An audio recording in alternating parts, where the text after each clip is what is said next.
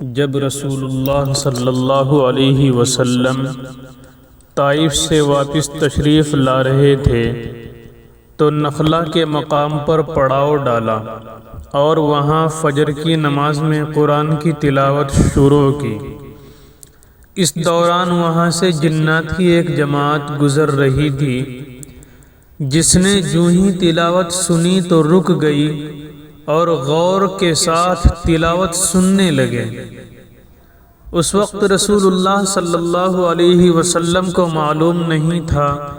کہ کوئی نظر نہ آنے والی مخلوق میری تلاوت سن رہی ہے۔ بعد میں اللہ تعالی نے آپ کو بتایا کہ جنات نے قرآن سنا ہے اور وہ مسلمان ہو کر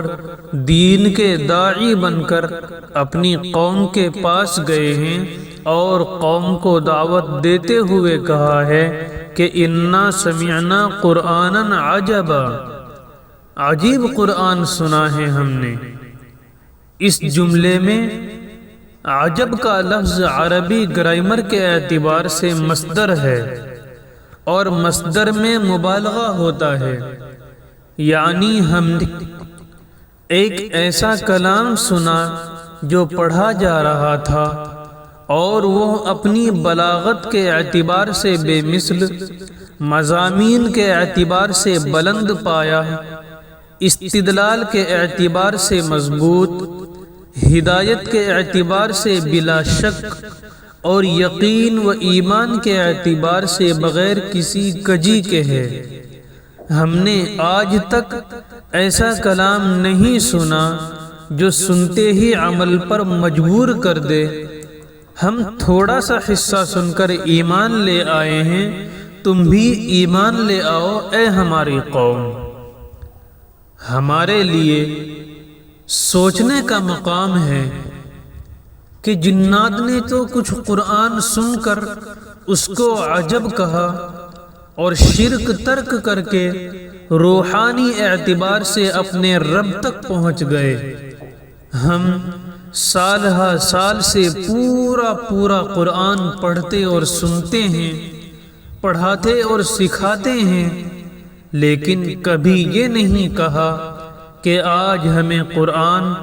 پڑھنے پڑھانے کا جو مزہ آیا وہ بیان سے باہر ہے، یا ہم نے واقعی آج ایک دل پذیر اور حیرت انگیز کتاب پڑھی ہے۔ ہم یہ بات اس لیے نہیں کہہ پاتے کہ نہ تو قرآن کو توجہ و تدبر سے پڑھتے ہیں، نہ عربی زبان کی بلاغت کو سمجھتے ہیں، نہ آیات کا کانٹیکٹ معلوم ہوتا ہے، اور نہ ہی اپنے مسائل کے حل کے لیے اس کی طرف رجوع کرتے ہیں، جبکہ جنات کے بارے میں سورۃ جن کی پہلی آیت، اس میں اللہ تعالی نے فرمایا استمع نفر من الجن، کہ جنات کی ایک جماعت نے قرآن غور سے سنا۔ اس آیت میں استماع کا لفظ بتا رہا ہے کہ انہوں نے پوری توجہ اور انہماک کے ساتھ اس کلام کو سنا، کیونکہ وہ واقعی حق کے پیاسے تھے، اور پیاسے کو فکر ہوتی ہے کہ میں توجہ دوں تاکہ میرا مسئلہ حل ہو جائے۔ اگر پیاس ہی نہ ہو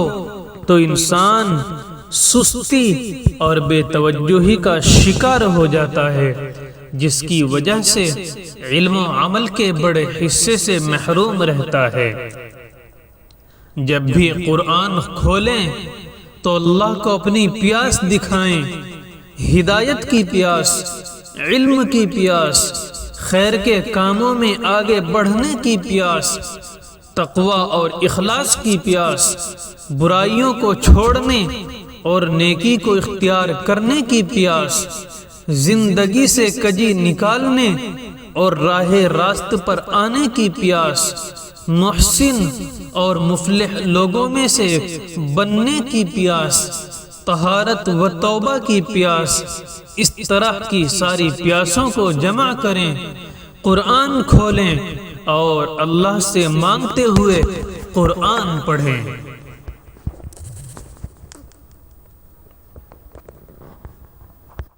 قرآن پڑھتے جائیں، انشاءاللہ ساری بیماریوں سے شفا مل جائے گی، پیاس بجھنے لگے گی، خامیاں خوبیاں بن جائیں گی، اور دل یقین کر لے گا کہ واقعی انا سمعنا قرآنا عجبا